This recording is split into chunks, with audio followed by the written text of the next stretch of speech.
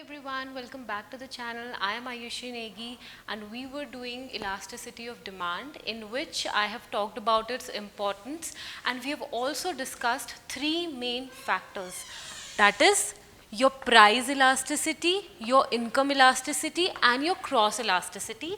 These are three main factors which helps us to explain by how much amount your quantity demanded is changing with the change in these factors, right? For the time being, let's ignore these two, because for now we are only focusing on our price elasticity of demand, in which we have seen one basic formula that any change happening in your quantity demanded is only because of change in your price, because we are talking about price elasticity. And in this we have also seen degrees of ED. There are 5 degrees that are ranging between 0 to infinity. What are those 5 degrees? You're perfectly inelastic, perfectly elastic, less elastic, high elastic and unitary. So okay, till now we have understood that whatever amount of our demand we're going to get, that will range between 0 to your infinity. But demand की amount होगी कितनी? Will it be 0, 1, 2, 3, 4? कितनी होगी या infinity? For that we need to do calculations. हमें कुछ calculation करना पड़ेगा. Suppose this is your curve, right? And here somewhere in this curve, this is the point P, right? And if I ask you that what is the price elasticity of demand at point P, अगर मैं आपको point P पे price elasticity of demand measure करने को बोलूँ and you are able to do that, then this is known as your point elasticity. अगर आप measure कर पाए तो. And in case of this, where you have 2 points, one is point P and let's say somewhere here we have P1. In this case we have 2 points. This you can say is your initial point and this may be new value. So can you see that this is showing, or this is like curve, है ना, एक arc की तरह है, or you can say that this is showing range, or you can say finite range. Why finite range? Because we have 2 fixed values. If you are able to measure price elasticity of this arc or this finite range, then it is known as your arc elasticity. Okay, but what are the methods involved in this? आप arc को और point को measure कर कैसे पाओगे? For this we have 3 different methods. First is your percentage and proportionate method. Second is your total expenditure method, and lastly we have point method, which is also known as your geometric method. Now we'll take up this. We'll look each one of them, but today we'll look what is percentage and proportionate method. देखो बहुत books में it is given that percentage or proportionate. क्या बोला है? Percentage method or proportionate method, which is showing that whatever is this method, it is equal to your proportionate. तभी तो और लगा है. But here I have written and. Why? Because दोनों methods equal तो हैं, but there is a minute difference which you need to understand while you are doing your numericals. Why? क्योंकि जब आप basic करते हैं, basic questions को उठाते हैं, then that much detailing is not required. आप percentage और proportionate method कुछ भी लगा सकते हैं, but when you go to your advanced numericals, वहाँ पे दोनों का difference पता होना बहुत ज़रूरी है. Let's see कि percentage और proportionate method है क्या actual में, and why books have written it और मैं and क्यों बोल रही हूँ. देखो, this is your percentage, है ना, and here let's take proportionate method. So proportionate method के लिए we have one formula to calculate your ED or elasticity of demand. What is that formula? It says you can calculate ED with the help of this formula, which says delta Q upon Q into price upon delta P, where delta Q is showing what? It is showing change. Delta means change, right? So delta Q निकलेगा कैसे? Q1 minus Q. Q1 minus Q. Q1 means your new value and Q means your initial value. Okay. तभी तो आप change निकाल पाओगे. जो भी आपका न्यू वैल्यू है subtracted with the initial value, so you will get your change. And similarly change in price कैसे निकालोगे? P1 minus P. Again P1 is your new value and P is your initial value and Q तो आपका वही है initial and P क्या है? Initial price. So with the help of this formula you can easily calculate elasticity of demand. Okay, now let's come to percentage method. Percentage method says that any change in your demand, that means percentage change in your quantity demanded, is because of percentage change in price. I have told you this, है ना? अब इसका formula क्या बनेगा? How you will calculate percentage change in quantity demanded? पहले हम इसे देखते हैं. Percentage change in QD. ये आपका निकलेगा with the help of this formula. Delta Q, that means change in Q divided by Q into 100. Similarly, you can calculate percentage change in price. वो कैसे निकलेगा? Delta P upon P into 100. That means whatever change has been in your price divided by your initial price into 100. This will give you your percentage change in price. अब ये जो दोनों हैं, put it in this formula. Okay? Delta Q upon Q into 100 divided by delta P upon P into 100. 100 से 100 cancel हो गया. When you will solve this, what you will get? Delta Q upon Q into P divided by delta P, which is exactly similar to this formula, है ना? So कहीं ना कहीं when both the formulas are same, we can say that percentage method is equal to your proportionate method. कोई दिक्कत नहीं है, it's absolutely fine. But आपको इसका डिफरेंस भी पता होना चाहिए कि प्रोपोर्शनेट मेथड और परसेंटेज मेथड में सिर्फ एक ही डिफरेंस है, that your percentage method involves percentage, it involves 100, whereas your proportionate method में कहीं भी परसेंटेज इन्वॉल्व नहीं होता.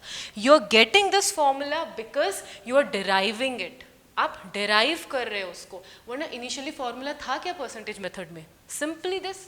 एंड इसको आपने इसमें कन्वर्ट किया, बिकॉज ऑफ विच आपने जब उसे और कैलकुलेशन करा, you are getting exactly equal to a proportionate method, है ना? Let's understand this with a numerical.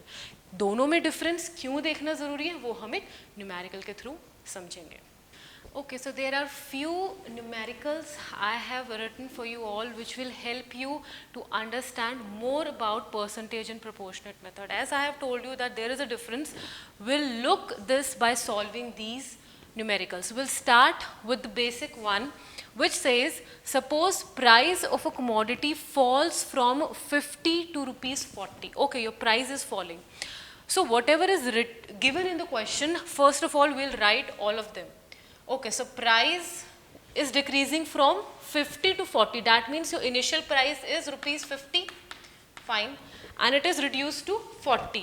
That means your P1 new price is 40 rupees, and quantity demanded increased from 100 units to 150. That means your initial quantity demanded was 100 and it has increased Q1 to 150 units. Fine. आपका demand अगर 100 से 150 increase हो रहा है, obviously your price will decrease. 50 से 40 जा रहा है, fine. What we have to calculate? We need to find out price elasticity. That means we need to find out E D. So ये बहुत ही बेसिक क्वेश्चन है. इसमें हम परसेंटेज या प्रोपोर्शनेट मेथड कुछ भी लगा सकते हैं टू फाइंड आउट ईडी. ज़्यादा दिमाग लगाना ही नहीं है. We have been given everything, just write down the formula. Formula क्या है? Delta Q upon Q into price upon delta P. How you will calculate delta Q? Delta Q आपको कैसे निकालना है? Q1 minus Q, that means new value minus initial value. So quantity demanded की new value है 150, initial value है 100, divided by initial value that is 100. Price, initial price is 40. New price delta change price कैसे निकलेगा? 50 new minus your initial. Okay, so 50 minus 40 will give you 10. Am I clear? 150 minus 100, 50 divide by 100, 40 divide by 10. Cancel it.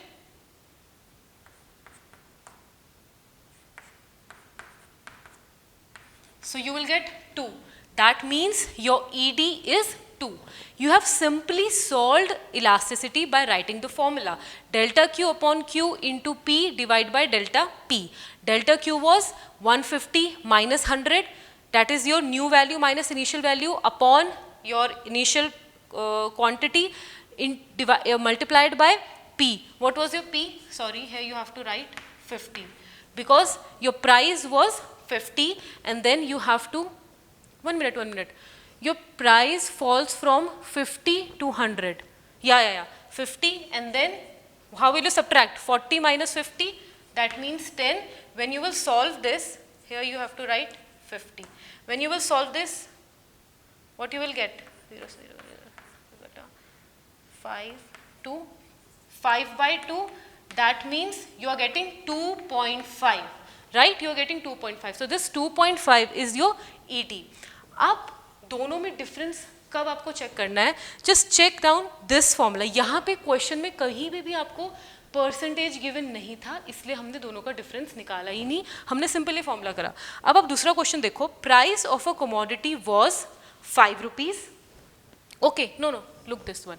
A household increase his consumption from 40 units to 50 units. हो क्या रहा है? Household increases his consumption. That means वो quantity को he is increasing from 40 to 50. Initial quantity कितना है? 40. Q1 कितना हो जाएगा? 50, right? Because of fall in its price. Obviously अगर quantity increase हो रही है तो price क्या हो रहा होगा? गिर रहा होगा. लेकिन price क्या हो रहा है? Because fall in its price by 10%. Buy और to का concept भी आप समझो. Whenever buy is given, that means change की बात हो रही है. That means delta की बात हो रही है. And whenever your to is given, that means new value की बात हो रही है ना? जैसे कि यहाँ पे लिखा है from 40 units to 50 units. That means Q आपका है 40, Q1 है आपका 50. लेकिन अगर ये होता by 50 units, by means change हो रहा है, ठीक है? That means we are talking about delta. So यहाँ पे योर पहले तो ये समझना है कि by 10%, that means we are not talking about new value की हम बात नहीं कर रहे. दैट मीन्स P1 की बात हम नहीं कर रहे. We are talking about delta P. पहली चीज आपको ये क्लियर होनी चाहिए, हम डेल्टा P की बात कर रहे हैं. बट आप खुद सोचो, is it only delta P? No, इसके आगे 10% भी लगा है. That means we are talking about percentage change in your price. So basically हमें गिवन है क्या? हमें गिवन है Q, हमें गिवन है Q1 एंड हमें गिवन है percentage change in price, that is your 10%, right? And with the help of this we need to find out our elasticity of demand, and we also need to show जो भी हमारा ED आएगा whether it is elastic or inelastic. So यहाँ पे आपको क्या लगता है कि आप अपना ये वाला फॉर्मूला यूज कर पाओगे सिंपल प्रोपोर्शनेट मेथड का, जो कहता था delta Q upon Q into P upon delta P? आप यहाँ यूज नहीं कर पाओगे. क्यों? क्योंकि आपको P और डेल्टा P तो गिवन ही नहीं है. P तो गिवन ही नहीं है कहीं पे भी, और डेल्टा P भी गिवन नहीं है. आपको क्या गिवन है? Percentage change in your price. तो यहाँ पे सिर्फ एक ही फॉर्मूला है जो आप यूज कर सकते हो, वो है आपके परसेंटेज मेथड का, which says percentage change in QD divide by percentage change in price, right? Percentage change in price हमें कैलकुलेट करने की जरूरत ही नहीं है, because it is given straight away. 10 हमें दिया गया है. आपको परसेंटेज चेंज इन Q कैलकुलेट करना पड़ेगा, जो कि हम कैसे कैलकुलेट करते हैं? Delta Q upon Q into 100. और डेल्टा Q हम कैसे कैलकुलेट करते हैं? Q1 minus Q, that means 50 minus 40 which will give you 10 divide by initially आपका Q कितना था? 40 इंटू 100. Just cancel it. 25. तो आपका परसेंटेज चेंज इन QD आ कितना गया? 25%, राइट? 25% आ गया. And what is your percentage change in price? 10. तो सिंपली कितना आ गया? 2 2.5%. That means your ED is 2.5%. Clear? अब इसके सेकेंड पार्ट में चलते हैं. इज ED इलास्टिक और इनइलास्टिक? तो ये हमने डिग्रीज ऑफ इलास्टिसिटी में पढ़ा था, that if ED is greater than 1, that means it is your highly elastic demand. So it is greater than 1, 2.5 greater than 1 है, so it means that it is not only elastic but it is highly elastic. Less than 1 होता then it means it is less elastic. Equal to 1 होता it means unitary, equal to 0 होता inelastic. ये सारे concepts हमने पहले पढ़े हैं. 2.5 है, that means it is highly elastic. Okay यहाँ पे आपने देखा दोनों में फर्क पता चला है. ये परसेंटेज मेथड है और ये प्रोपोर्शनेट मेथड है. सो जब कभी भी किसी भी क्वेश्चन में परसेंटेज इन्वॉल्व है तो वहाँ पे हम सिर्फ एक ही मेथड यूज कर पाएंगे, that is your percentage method. Otherwise दोनों ही चीज़ें सेम है. ओके नाउ लेट्स, इसमें अब एक और चीज़ हमें समझनी है. आपको जो मैंने ये फॉर्मूला बनाया delta Q upon Q into P upon delta P to find out your elasticity of demand, आपको नहीं लगता इसमें एक चीज की कमी है? This formula is of what? This formula is of demand, elasticity of demand. मतलब बेसिकली डिमांड ही का तो फॉर्मूला है डिमांड. लेकिन होता क्या है? डिमांड एक नेगेटिव स्लोप है.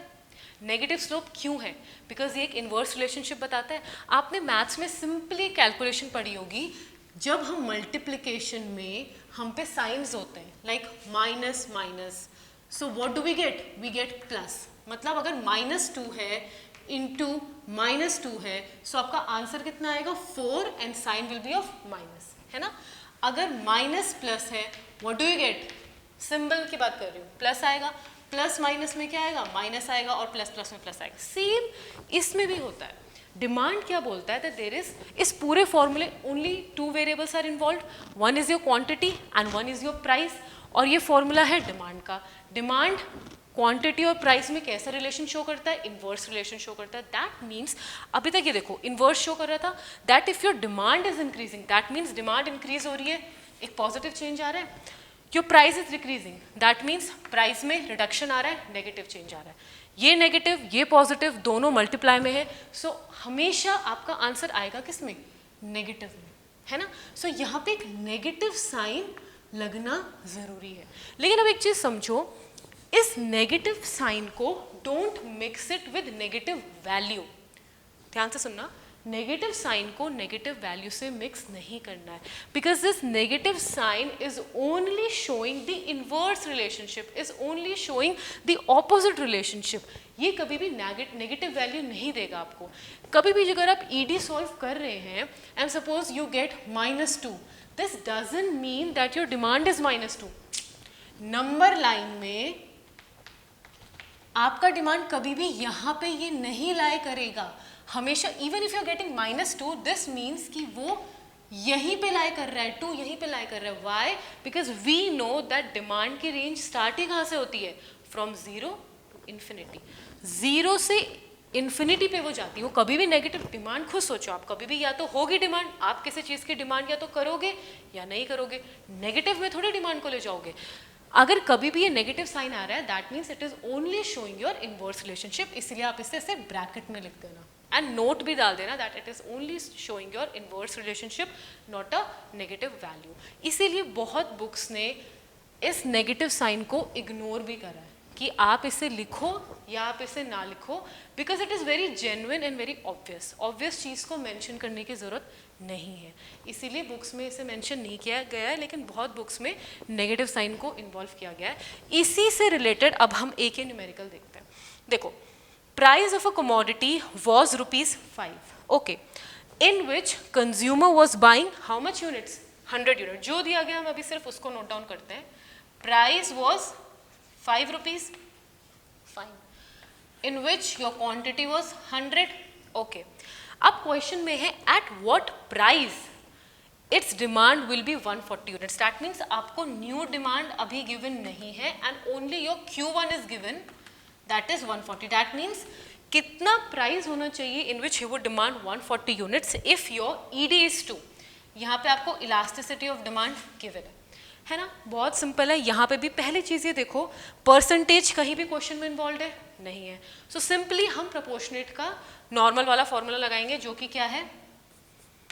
ED is delta Q upon Q into price upon delta P.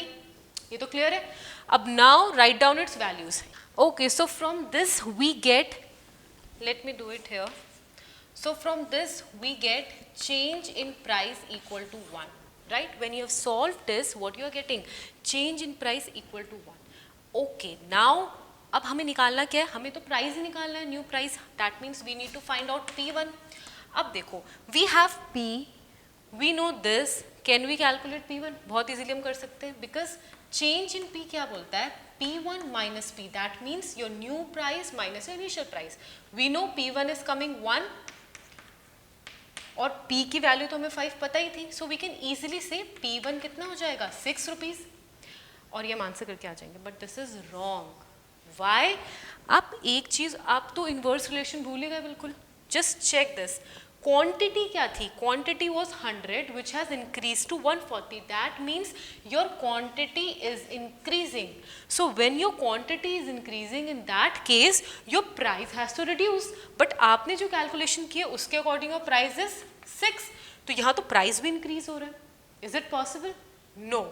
That means whenever you are solving these type of questions, जहाँ पे आपको जो भी पहले क्वेश्चन में गिवन है, just write it down and then do make this. Like अगर quantity आपको दोनों की दी गई है, just keep this in your mind कि 100 से 140 हुआ है, that means increase in quantity. Obviously price will decrease. Price decrease होगा ही, दैट मीन्स 5 से तो कम ही होगा, राइट? पहली चीज आपको ये करनी है. And try to solve it. Solve करने के बाद अगर आपका वैल्यू ग्रेटर आ रहा है, दैट मीन्स आपने यहाँ पे क्या गलती करी?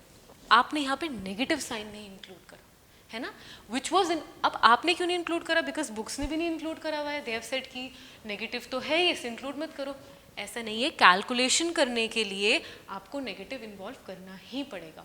सो अब आप कब नेगेटिव इन्वॉल्व करोगे, कब नहीं करोगे, करोगे नहीं करोगे, इसमें कंफ्यूज नहीं होना है. आपको सिंपल पहले फॉर्मूला लिखना है. आपको ये दोनों को चेकआउट करना है कि अगर क्वांटिटी इंक्रीज हो रही है, प्राइस आपका डिक्रीज ही होगा. सोल्यूशन करने पे इफ अगर यहाँ पे प्राइस 5 से लेस आ जाता, तब हमें नेगेटिव वगैरह लगाने की जरूरत नहीं थी. But here it is higher than your initial price, then in that case हमें नेगेटिव इन्वॉल्व करना पड़ेगा.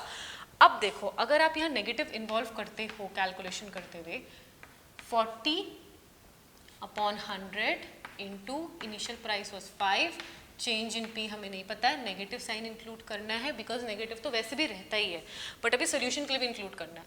अब आप अगर कैंसिल करोगे, ईडी आपका कितना गिवन था?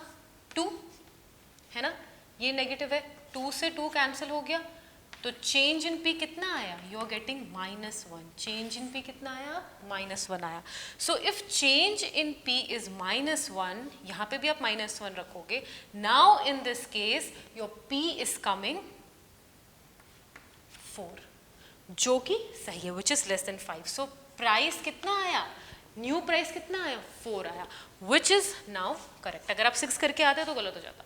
सो ये बहुत छोटी छोटी चीजें that you need to understand. Okay, now let's move to this one.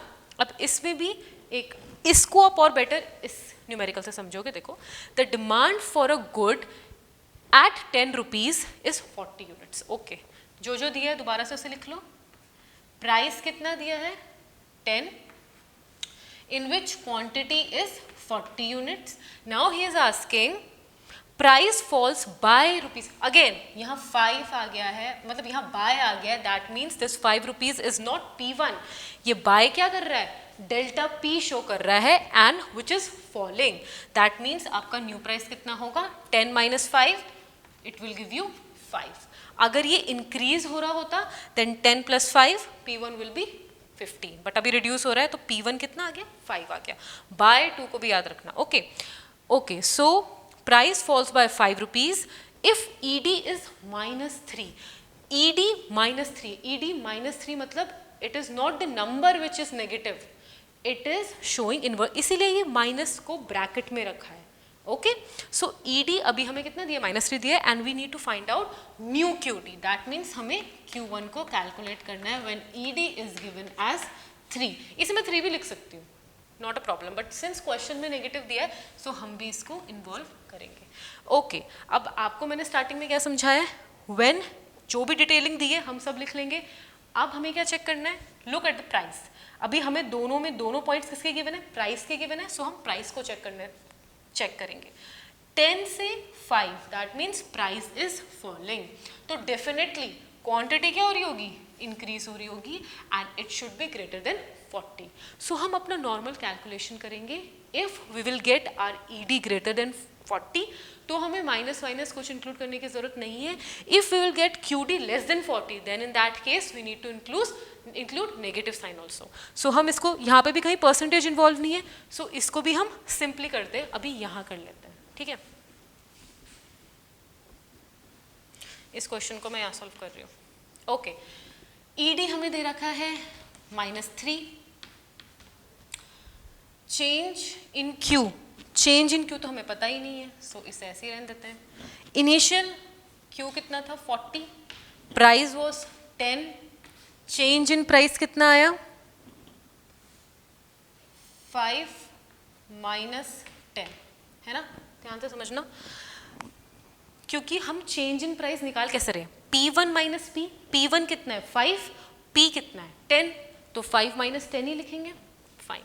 अब देखो इसे सॉल्व करो, अगर हम इसको अभी माइनस साइन को इन्वॉल्व नहीं कर रहे हैं, हम अभी सिर्फ इसे 3 लिख रहे हैं and we are solving it. So देखो क्या होगा, 3 चेंज हमें नहीं पता, 40 10 5 - 10 5 5 - 10 आप -5 लिख सकते हो, बट वो -5 माइनस नेगेटिव इंटीजर नहीं शो करेगा, राइट। यहाँ पे हमें साइंस को नहीं इन्वॉल्व करना, अगर आप यहाँ पे माइनस नहीं इन्वॉल्व कर रहे हो तो यहाँ पे भी आपको माइनस इन्वॉल्व नहीं करना है ना, we are only checking the gap. और अगर आप यहाँ माइनस साइन इन्वॉल्व करोगे, -5 लिखोगे because of the numerical, then it will only show your inverse. उसका मतलब ये नहीं होगा कि वो नेगेटिव वैल्यू है ना, यहाँ पे हमने माइनस इन्वॉल्व नहीं करा तो हम यहाँ पे भी इन्वॉल्व नहीं करेंगे।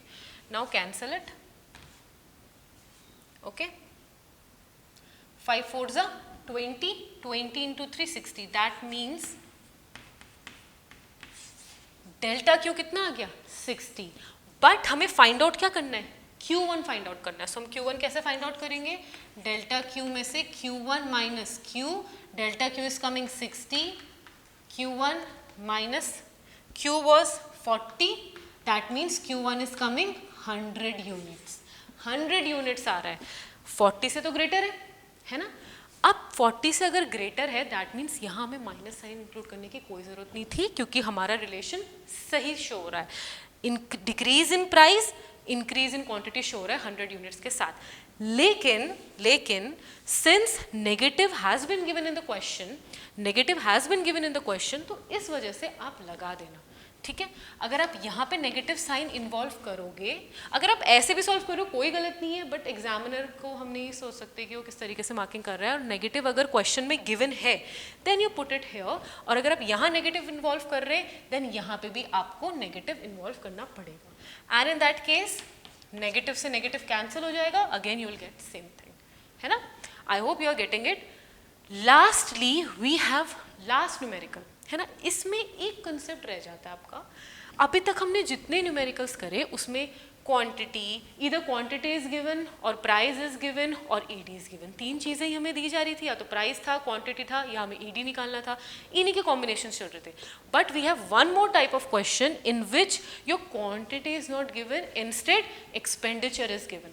अगर आपको क्वेश्चन में एक्सपेंडिचर गिवन है, सो आप क्या करोगे, कैन यू थिंक एक्सपेंडिचर से आप क्वांटिटी कैलकुलेट कर सकते हो, because how you can calculate, expenditure होता ही क्या है, एक्सपेंडिचर मीन्स योर स्पेंडिंग्स, आपका खर्चा होता कैसे, क्वांटिटी, जो भी आप क्वांटिटी ले रहे हो इनटू उसका प्राइस, यही तो होता है, जितने भी आपने क्वांटिटी परचेज करी इनटू उसके इंडिविजुअल प्राइस से, उससे हमें एक्सपेंडिचर पता लगता है। So if expenditure is given with the help of this we can calculate our quantity. कैसे निकलेगा, quantity means your expenditure divided by price.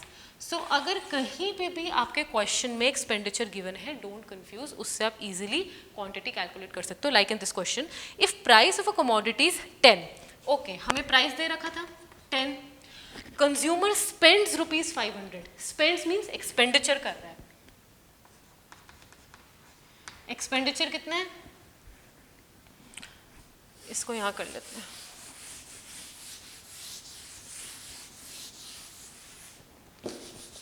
Okay. So when your price was 10, expenditure कितना था?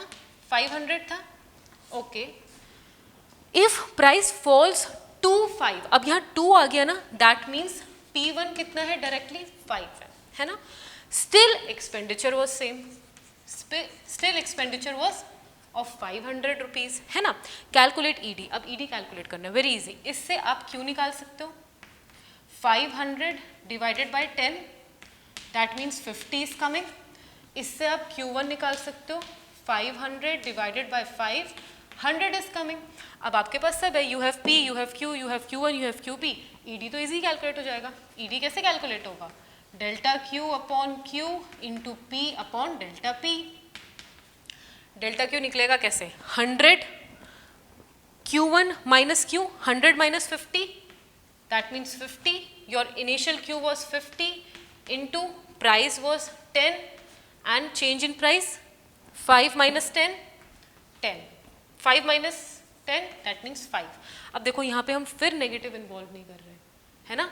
अभी हम क्यों नहीं इन्वॉल्व कर रहे हैं? क्योंकि ज़रूरत नहीं है हमें इन्वॉल्व करने की, बिकॉज हमें प्राइस भी गिवन है, हमें यहाँ क्वांटिटी भी गिवन है. सो यहाँ पे हमें इन्वर्स का भी कुछ चेक करने की ज़रूरत ही नहीं है. हमें खुद ही पता लग रहा है price is falling and your demand is increasing. पहले 50 थी, अब 100 हो गई, है ना? सो यहाँ पे आप माइनस इन्वॉल्व करो ना करो कोई दिक्कत नहीं है. Just solve this. इससे ये कटा, 5 × 5 2. So your ED is coming 2. Okay, so अब आप इन सारे न्यूमेरिकल से समझे क्या? Let's summarise it. हम इन सारे न्यूमेरिकल से 3 चीजें समझे. First thing is that negative sign refers to or it shows inverse relationship, right? That's it. It has nothing to do with the negative value. Negative integer कभी भी नहीं होगा. Why? Because demand ranges from 0 to infinity. Start ही 0 से होती है, इसलिए negative integer कभी भी नहीं हो सकता. And lastly, elasticity of demand is unitless. Unitless है, दैट मीन्स कोई केजी, कोई मीटर, कोई लीटर कुछ नहीं है. जो भी आपको मेजर करना है you can easily calculate it, है ना? सो ये 3 चीज़ें हैं. अगर आपको ये 3 चीज़ें समझ आ गई then you can easily solve any numerical of percentage and proportionate method. Nothing's gonna come beyond this. 6 type के न्यूमेरिकल्स मैंने आपको कराए हैं, डिफरेंट तरीके के हैं. इसके बियॉन्ड नहीं आना है कुछ. आप इन्हीं को प्रैक्टिस करिए. अब बेसिकली देखना, कुछ भी क्वेश्चन गिवन होगा, जितनी डिटेल्स दी गई हैं जस्ट नोट इट डाउन. अगर प्राइस और प्राइस गिवन है, क्वांटिटी और दूसरी क्वांटिटी निकालनी है, just first show the relation. अगर price is increasing then demand has to fall. If by solving normally without involving a negative sign, अगर quantity decrease हो रही है नो प्रॉब्लम. अगर रिलेशन नहीं बैठ रहा है दैट मीन्स आपको नेगेटिव साइन इन्वॉल्व करना ही है. सेकेंडली, क्वेश्चन में अगर परसेंटेज इन्वॉल्व है, आप प्रोपोर्शनेट मेथड यूज नहीं कर सकते. You can only use percentage method. So ये छोटी छोटी चीज़ें that you need to keep in mind and that will only come if you all practise. किसी भी बुक से बहुत सारे क्वेश्चंस हैं, आप प्रैक्टिस कीजिए. And in my next class we will do another set of numerical of total expenditure method. So this is all for today. I hope that this video proves beneficial to you all, and you please keep practicing and keep studying.